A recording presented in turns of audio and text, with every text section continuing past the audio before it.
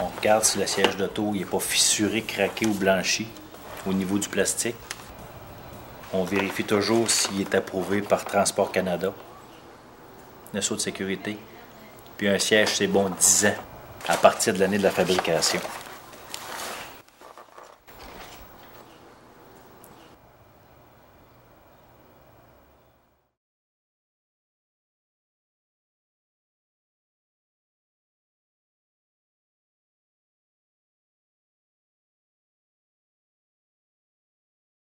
On va vous montrer le système latch.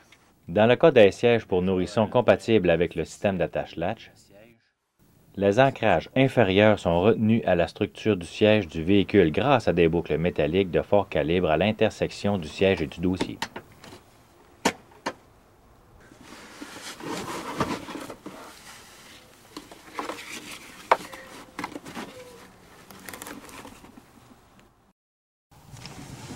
Il est nécessaire de dérouler la courroie jusqu'au fond afin de vérifier le type d'enrouleur.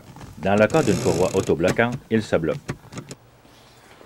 Alors que dans celui d'une courroie non autobloquante, il ne se bloque pas.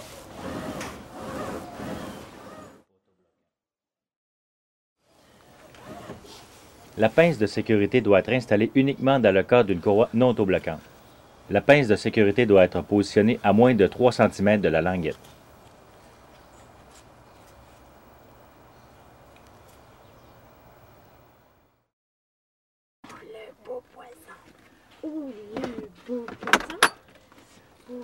La poignée de transport doit être abaissée derrière le siège. Le siège doit être en mesure de basculer vers l'avant, mais non de côté.